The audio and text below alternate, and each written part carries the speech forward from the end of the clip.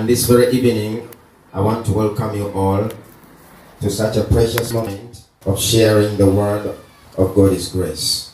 Hallelujah. This is what Brother Paul said when he was about to bid farewell to the church at Ephesus in that Acts 20 and verse 32. That I commend you to God and to the word of his grace that is able to build you up and grant you an inheritance amongst the sanctified. Hallelujah. And I believe with all my heart that those words resonate so strongly today in our hearts as believers in Christ Jesus, just as they did in those believers at Ephesus. Hallelujah. Are you with me, someone? I want us to be very, very attentive, because Paul said, I commend you to God and to the word of his grace. Now in scripture, when you are studying and you come across such a sentence, that I commend you to God and to the word of his grace, the conjunction "and" in Bible language has got a Greek word called kai, K-A-I. And what it means is that the first word has got the same meaning and weight as the word that follows. Are you with me, someone? In other words, when the Bible says, I commend you to God and to the word of his grace, in other words, I commend you to God, which is the word of his grace. Does it make sense? Are we together? Amen. And the purpose of the word of his grace is to give us an inheritance amongst the sanctified. Praise the name of the Lord. In Christ Jesus, we have an inheritance that has been delivered to us in a package called grace. I say grace. Say grace. And the grace of God is seen in the finished work of Christ. The grace of God means God has done everything for us, what we do not deserve, and our position and responsibility is to believe in order to receive. Hallelujah. And I believe with all my heart that our Heavenly Father rejoices, or he enjoys seeing us enjoy our inheritance in Christ. There is no parent that has worked hard for their children, and if they see that their children are not enjoying the inheritance that has been secured for them, and that parent can be glad about it. Are you with me, someone? Are we together? So God enjoys to see us enjoy our inheritance in Christ. The Bible teaches in the book of Galatians that we are joint heirs with Christ. The Bible doesn't call us co-heirs, joint heirs with Christ. Hallelujah. Are we together? Galatians chapter number 4 and verse 1. I want always to begin with these fundamentals of Bible study. Are we together? Fundamentals of what? Bible teaching. So that we can really have a very good course or journey in studying the word of God. Galatians chapter number 4 and verse 1. The Bible teaches, now I say that the heir, as long as he is a child, differeth nothing from a servant, though he be Lord over all, but under tutors and governors until the appointed time of the Father. Did you see that? It's in Galatians. Paul's epistle to the Galatians. That when a heir is still a child, he's not different from a servant. Did you get that? Not different from a servant until the appointed time. Please, have you seen that? Galatians chapter number 4. Please always come to church with your Bibles, so that when a preacher or a teacher of the word of God quotes a scripture, you read it yourself. If you don't come to church with a Bible and with a pen and a book, you are setting up yourself to be deceived. You need to read the word of God yourself. Are we together? I know many of us have got these gadgets. Yes, but still you open and read. Does it make sense? Then you will quote it yourself. You will not say the preacher said. You will not say they say the Bible said. You will read it yourself, and then you will be able to quote the word of God. Are we together? So I was saying that as long as the heir is a child, he's not different from a servant. Though he's the master of everything, but he's under tutors and governors until the appointed time of the father. Verse 3, even so we when we were children, were in bondage under the elements of the world. But when the fullness of time was come, God sent forth his son, made of a woman, made under the law. Did you see that? Tendo, are we together? That is very important for us to understand. Praise the Lord. Verse 5 says, to redeem them that were under the law, that we might receive the adoption of sons. And because you are sons, God has sent forth the Spirit of his Son into your hearts, crying, Abba, Father. Now here Paul is explaining a transition that happened from the law into grace. That while we were still under the law, are you with me?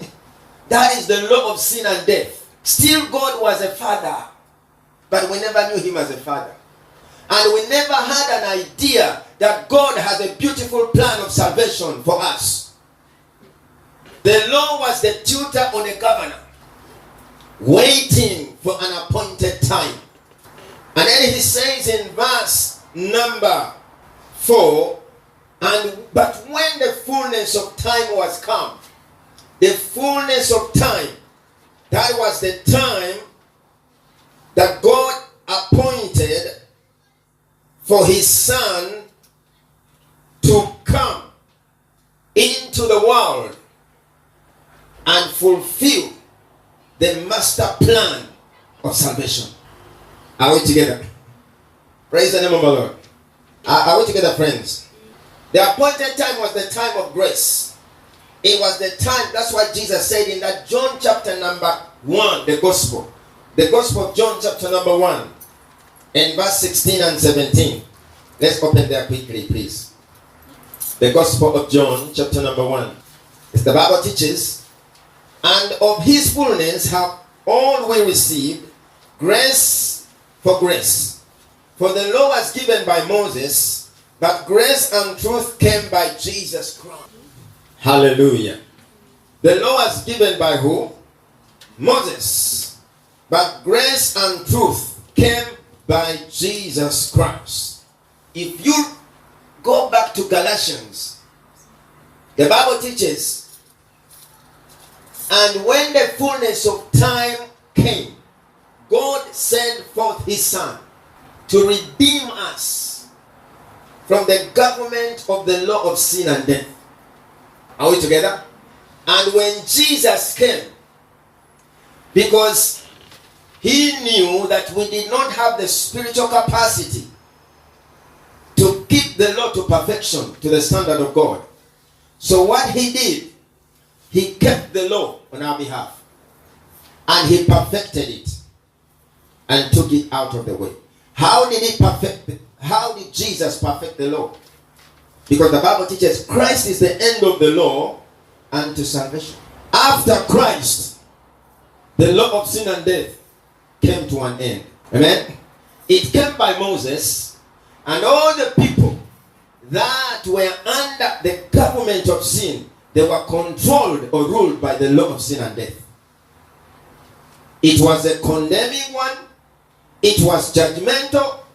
It was a law of death. Why? Because it ruled people that were spiritually dead.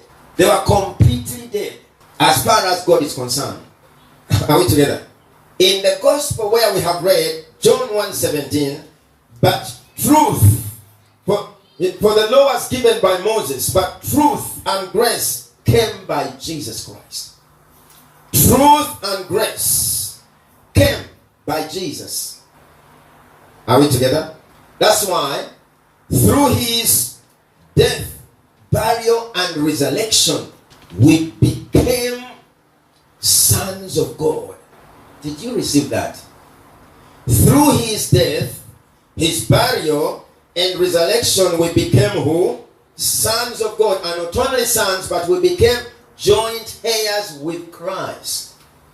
In other words, what Christ has, we have. What Christ can do, we can do. What Christ can say, we can say. His name became our name. Before Jesus died and before he rose from the dead, he was the only begotten Son of God. That's what the Bible says. He was the only incarnate Son of God. Only one.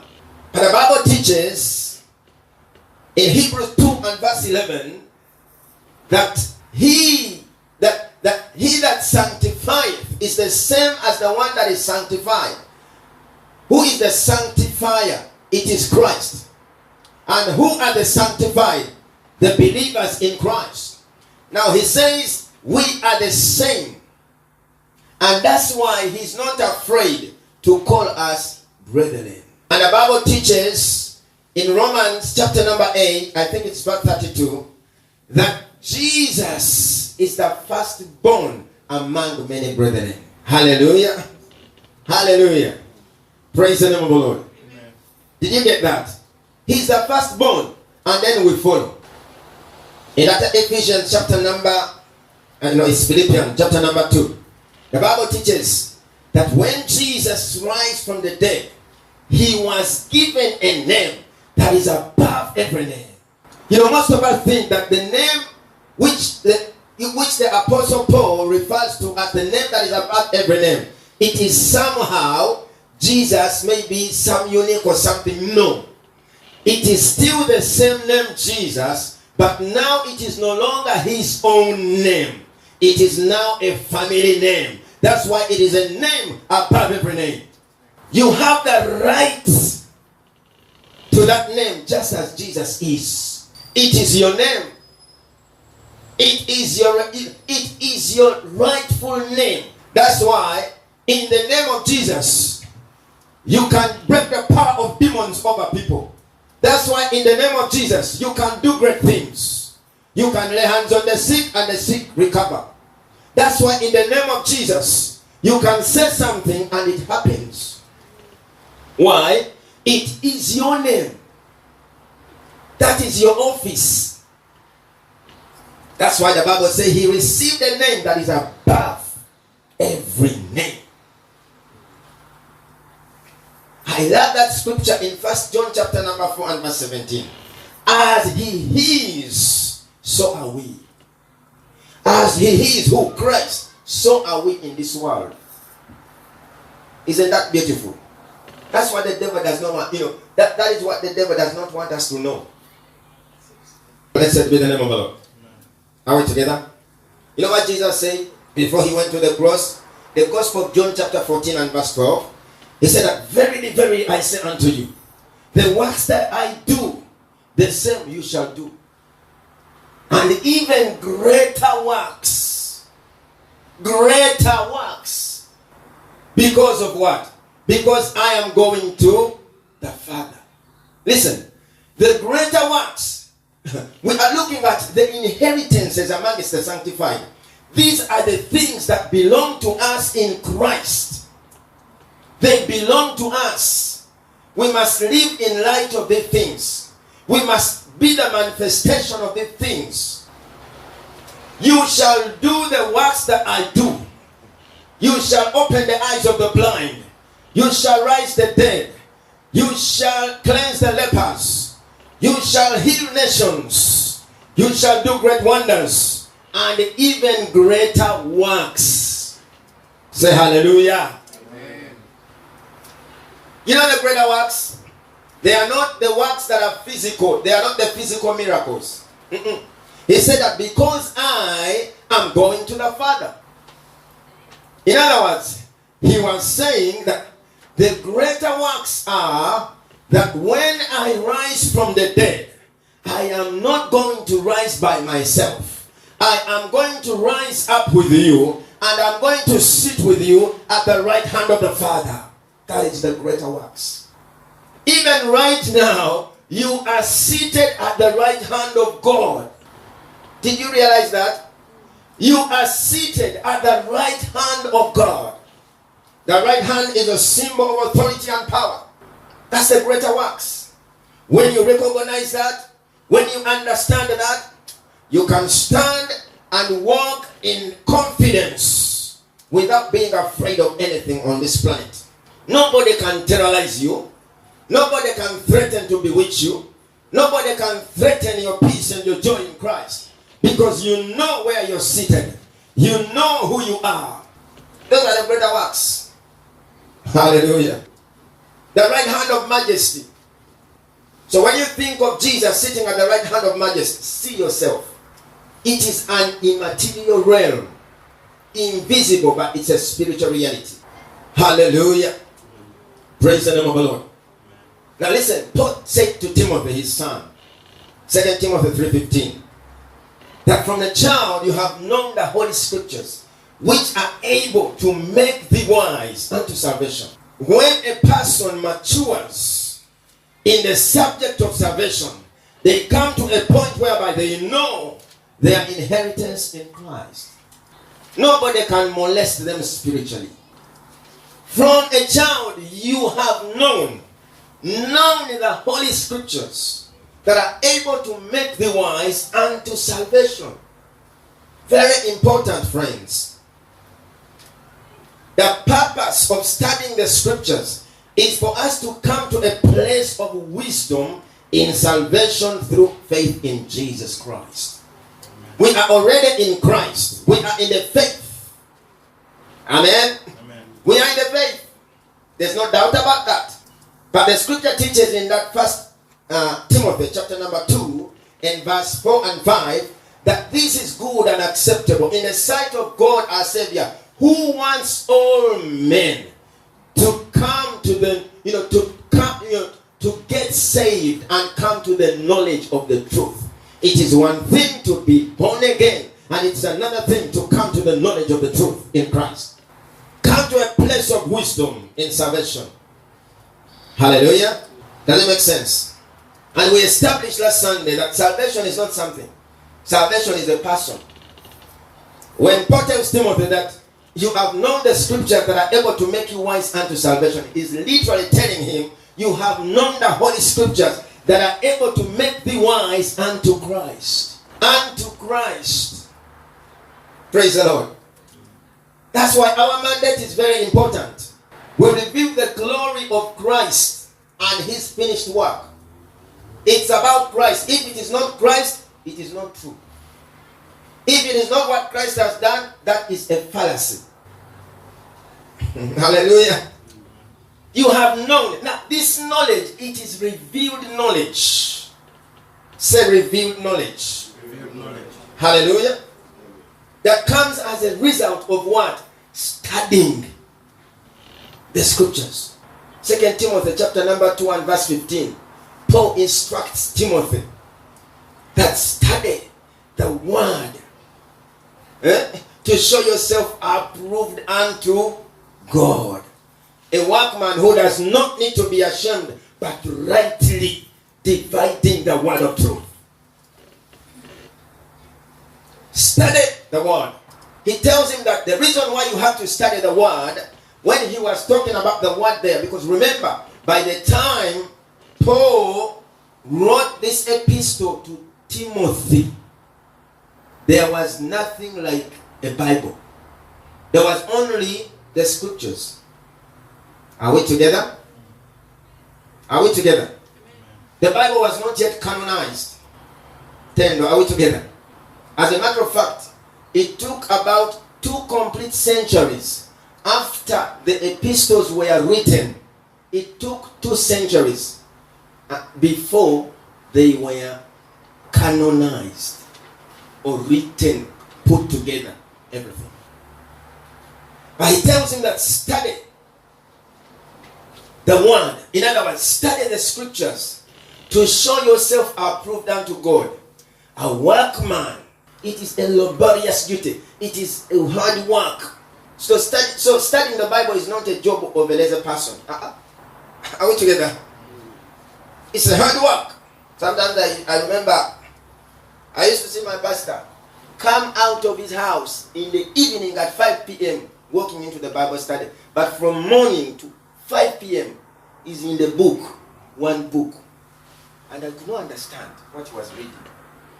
I couldn't understand. At that time I could not. But it is hard work. Are we together? Praise the name of the Lord. To rightly divide. Look at what Paul tells Timothy there.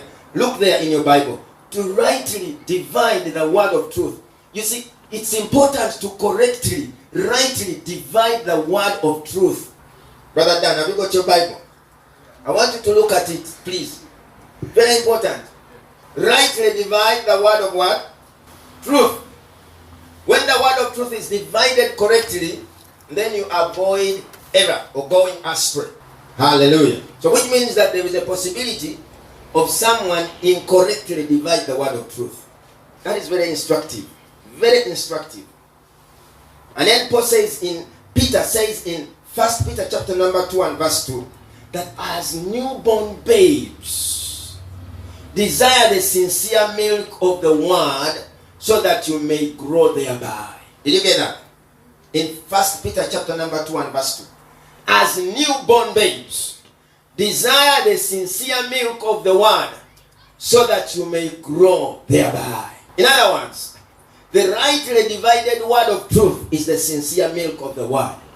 And if there is sincere milk of the word, it means there is the insincere milk.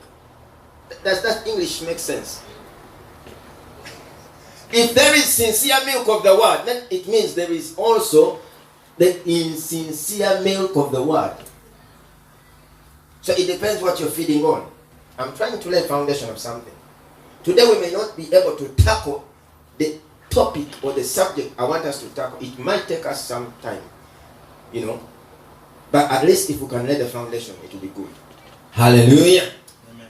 Praise the name of the Lord. So, in other words, you see when the Bible says study, it means take it serious. Are we together? It's more than just some piece of information. You remember in Proverbs chapter number 3, the Bible teaches, trust in the Lord with all your heart, and lean not on your own understanding. In all your ways acknowledge him, and he shall do what? Direct your path. Now, the word directing your path, it is the same as cutting through in order to create a path so that you can arrive at something. Does it make sense?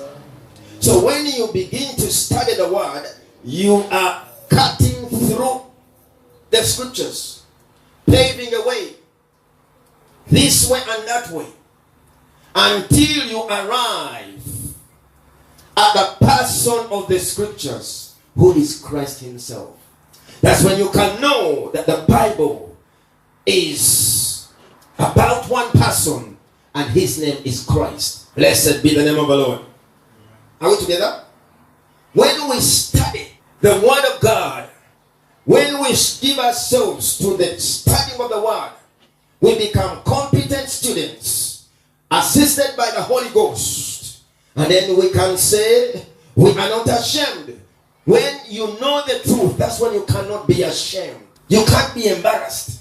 You just stand tall and strong in Christ. Are you with me? Study to show yourself approved. Hallelujah. You know what Jesus said unto the Jews?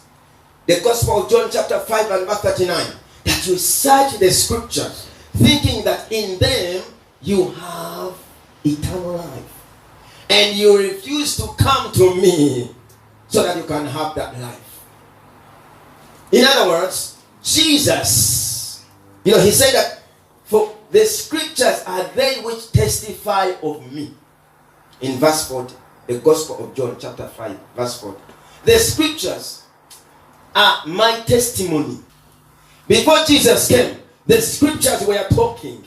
Before Jesus appeared on planet Earth, the scriptures were announcing him.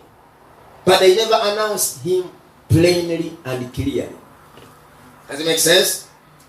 They were announcing him in figures of speech, in dark speeches, in shadows, in types, in promises, in prophecies, in different forms. They were announcing him.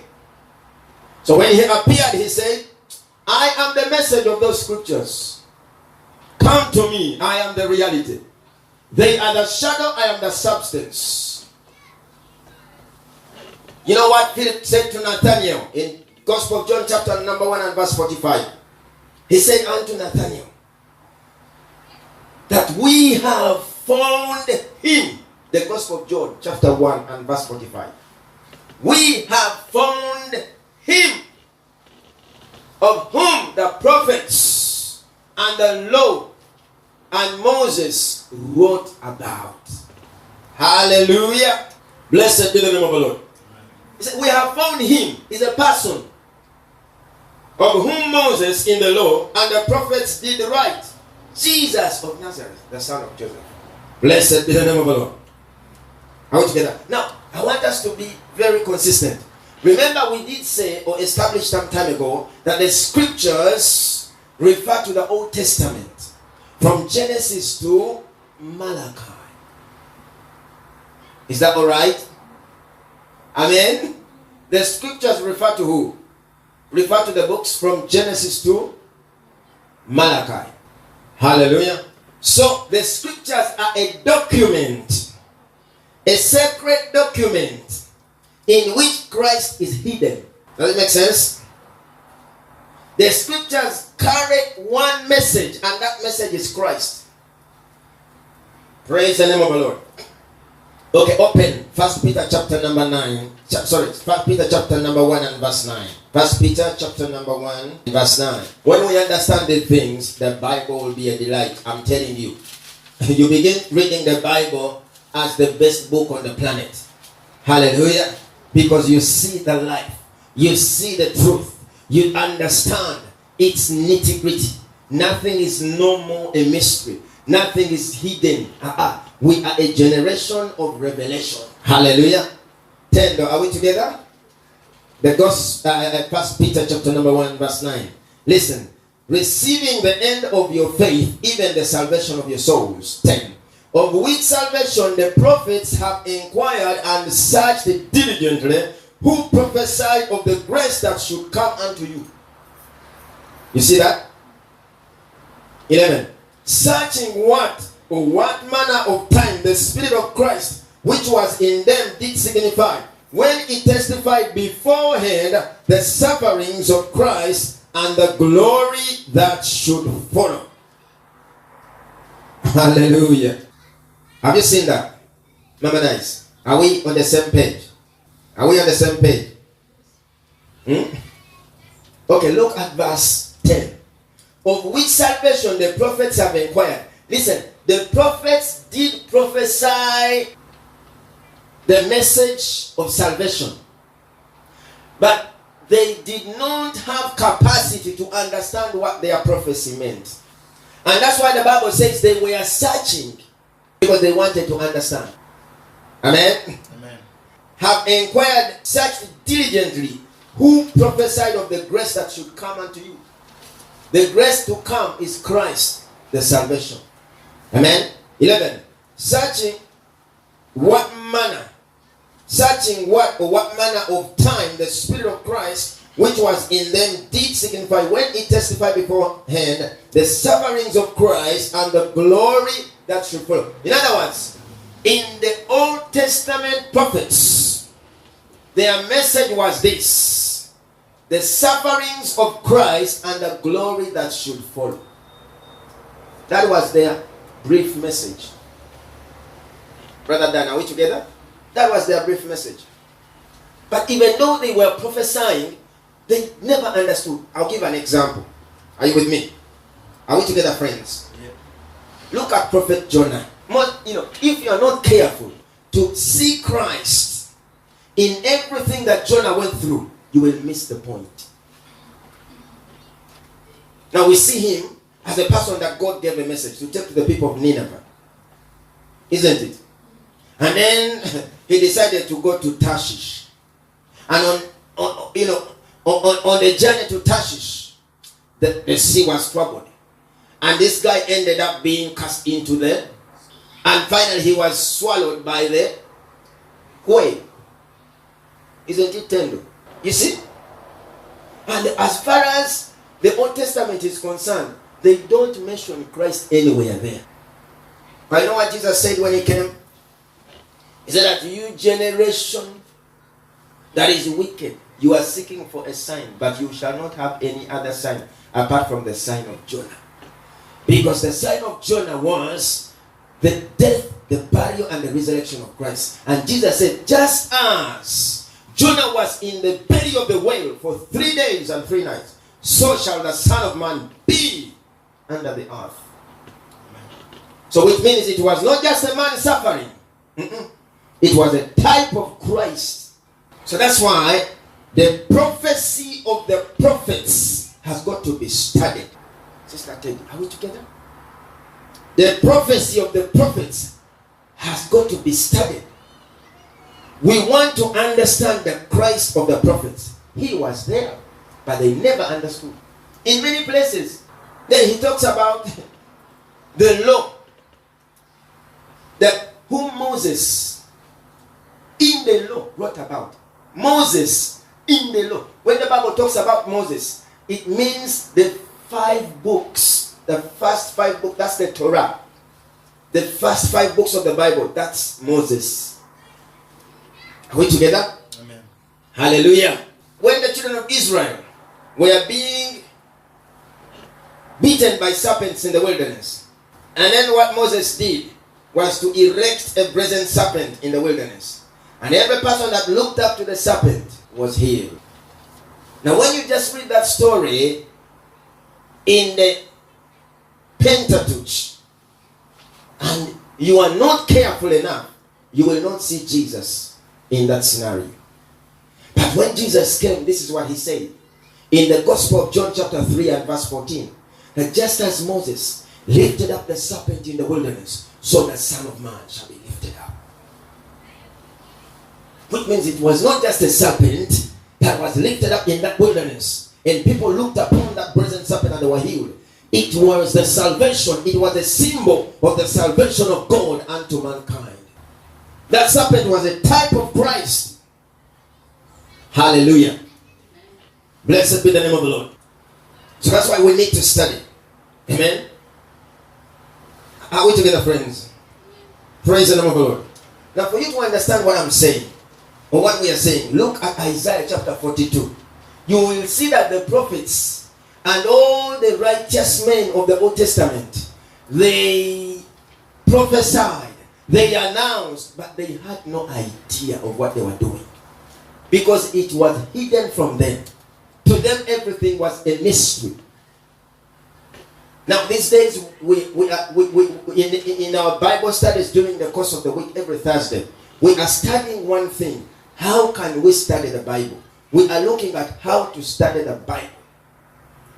And one of the key things we have addressed is that you cannot, because the Old Testament is a mystery, and the New Testament is the testament that was written in the blood of Jesus. Matthew 26 and verse 28. Now it means that the New Testament is the revelation. And the Old Testament is a mystery.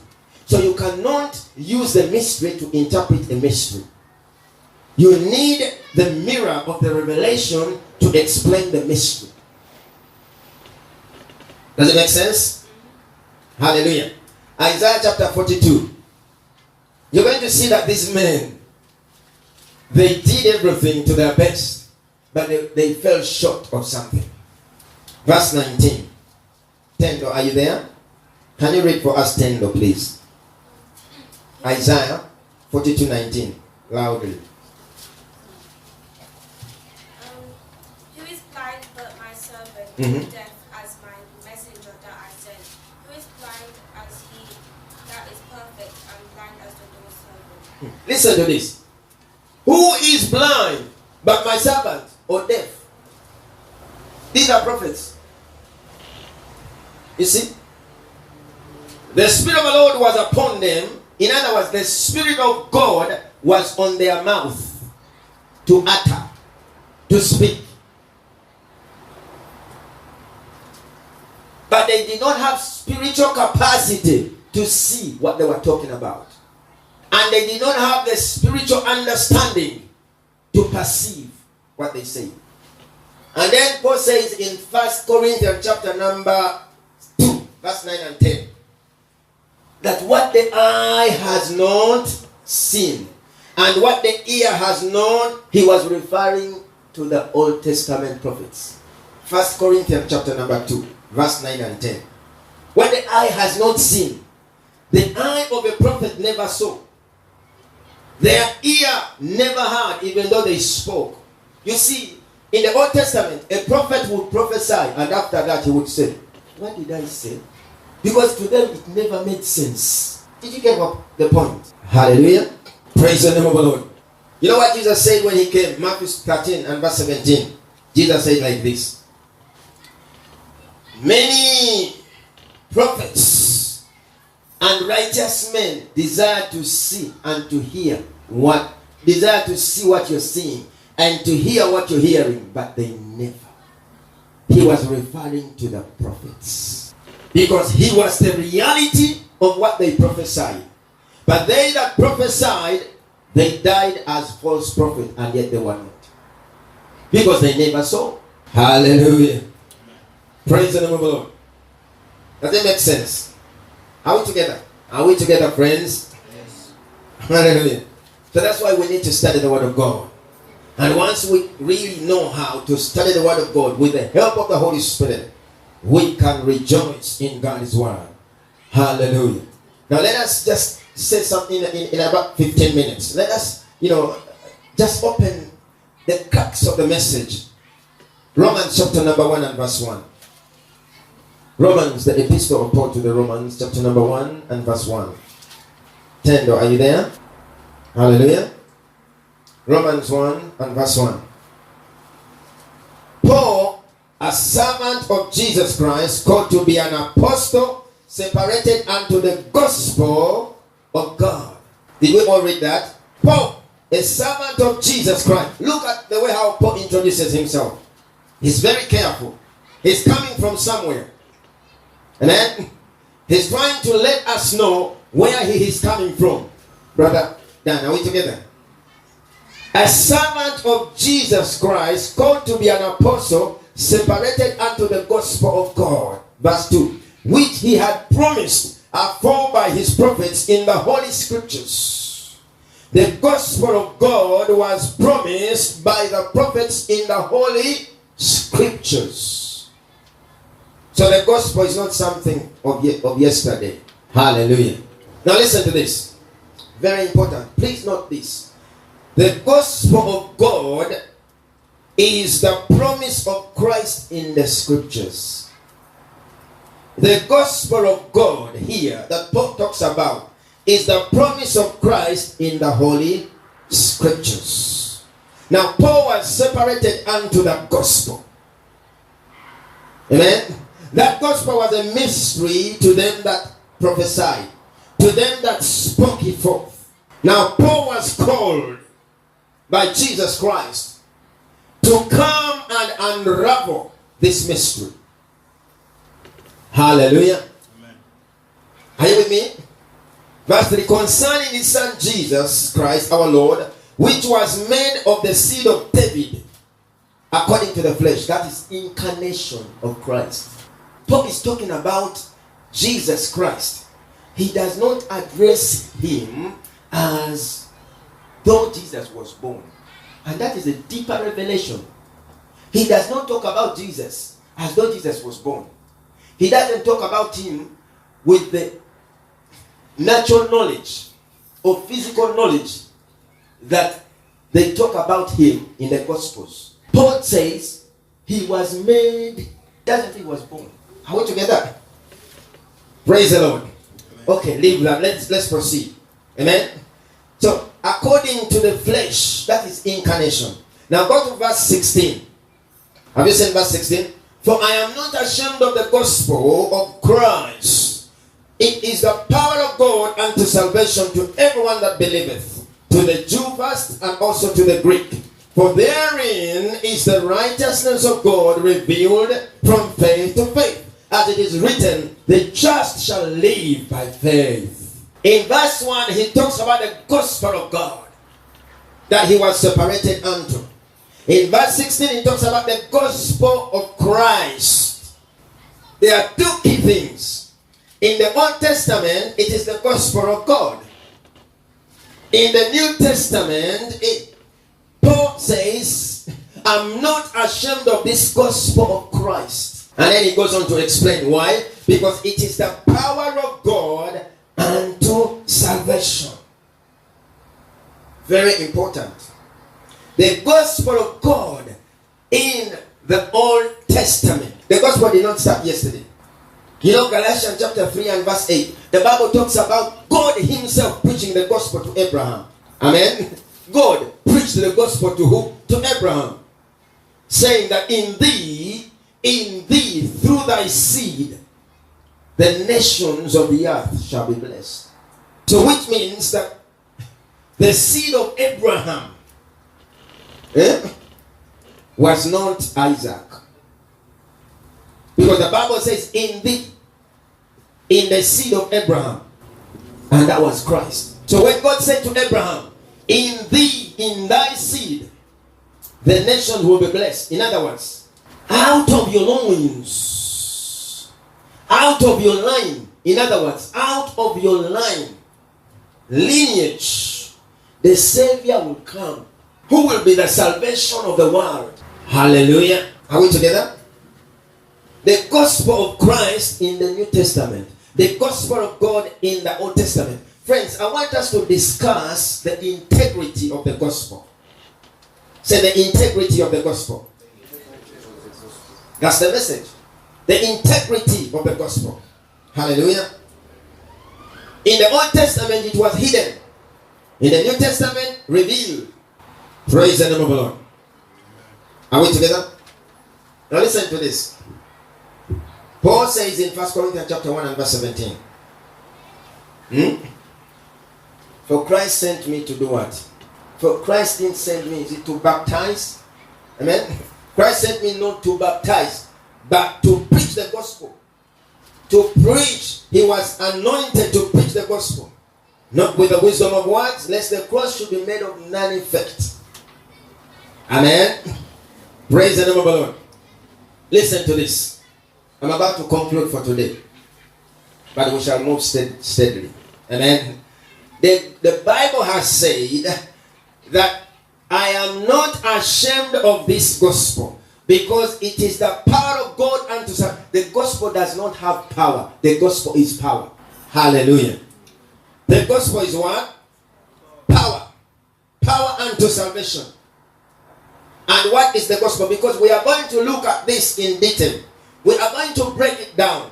We are going to analyze. We are going to closely examine the gospel of Christ Jesus. What is the gospel and what is not the gospel? Because most of us may have heard many things that we think it is the gospel, and yet it's not the gospel. Amen. Blessed be the name of the Lord. Amen. What is the gospel?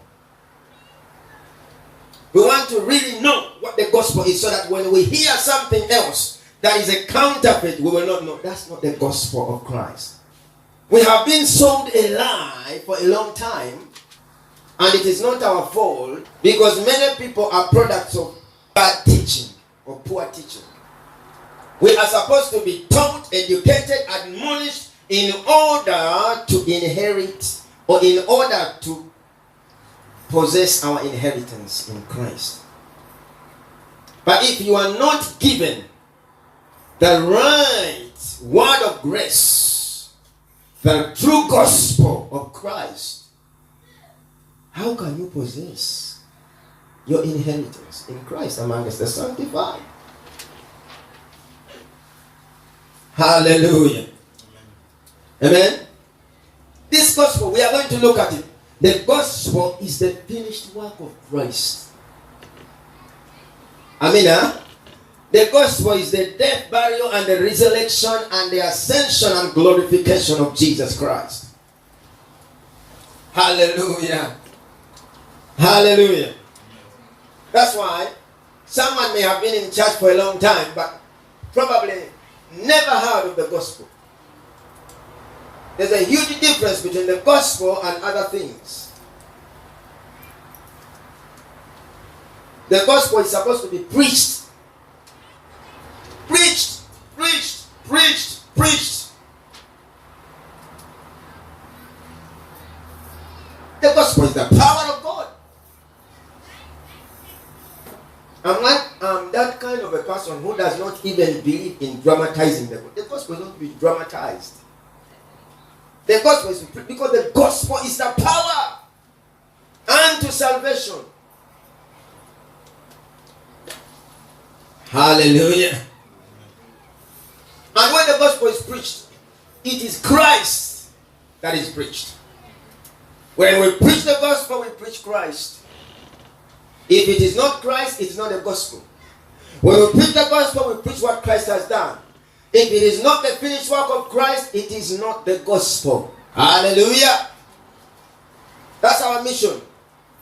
That is our mission. To do what? To reveal Christ to people of whom he died. That is our mission. We can't add anything. We can't take away anything. Blessed be the name of the Lord. Are you with me, someone? The gospel. We will look at the gospel so that we can really know the integrity of the gospel. We can know the place of the gospel in our lives as Christians, so that we can know what to speak when it comes to the gospel. Hallelujah. Amen. Amen. The Bible has said in that verse 17 in Romans 1 that therein in the gospel, therein is the righteousness revealed. The gospel is a revealer. It reveals unto you what you are in Christ. Hallelujah. It reveals what you have in Christ. The gospel is what can bring you to a place of maturity in Christ if it is the right gospel. The gospel is not drama. The gospel is not prosperity. Amen? But the gospel can prosper people. Hallelujah. Are we all together? Let us rise up on our feet. Hallelujah. I want you to pray. The spirit of wisdom, which is revelation, will abound in your life. You have wisdom, you have revelation. Praise the Lord. Amen. But I want you to pray that let it abound, let it increase. Praise the name of the Lord. Does it make sense, someone? Same page. You're on the same page. You never hear us preach anything else apart from Christ. No matter what you tackle, no matter what angle you come from, no matter what method, it is Christ and what he has done. Hallelujah. So I want you to pray. The light of the word of God will continue to flood into your spirit. Open your mouth and ask the Lord. Let him continue to flood your life. Let your life be flooded with light. The light of life. To see clearly who Christ is, so that you can see who you are. The revelation of Jesus is the revelation of who we are, because we are in Christ.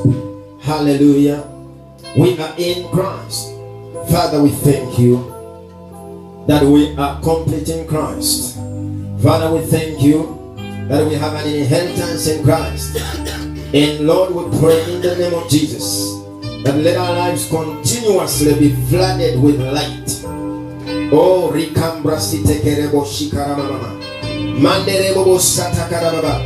When we see Christ, problems are solved. When we see Christ, mountains are removed. When we see Christ, Rikobo Shanderebo Sitakarababa, we will know who we are, because we are in him, he is in us. Rakanderebo Shatakarababa. Father, in the name of Jesus, as a ministry, may we continuously receive the light of your word. May we know you deeper and deeper. Help us to know a deeper revelation of the finished work of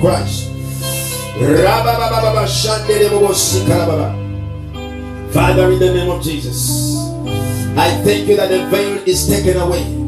I thank you that no more bondages. In the name of Jesus, what is not in Christ is not in us. In Christ there is no sin. In Christ there are no curses. There are no bondages. Rakabasi, nothing is pursuing and following Christ. I am in Christ. Nothing is pursuing me. Nothing is pursuing you as a child of God. Begin to thank God for who you are in Christ. Father, we thank you. We fully recognize the good things which are in us in Christ Jesus. We recognize, we understand, we acknowledge the good things which are in us in Christ Jesus.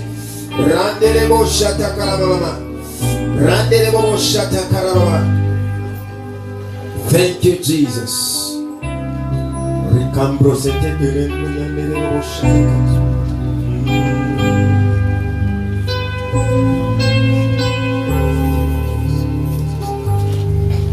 Yesu yetiko kusobya kwange nakutwale Golgosa, eyo Golgosa gye yatwala okusobya kwange. Katuyimbe wamwe. Yesu yetiko kusobya kwange nakutwale Golgosa,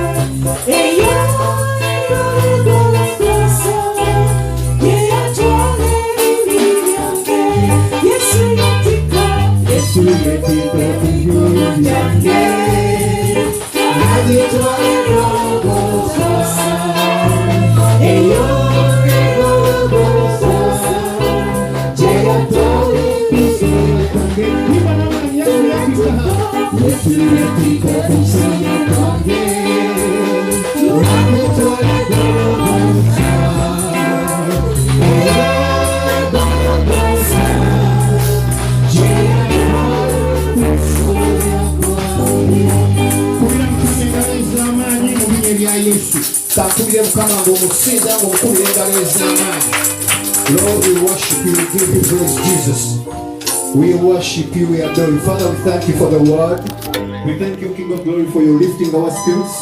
We thank you, mighty Counselor. No doubt you are raising us and good people who know the purpose you put on the inside of us and how grace through Christ Jesus reigns in our hearts.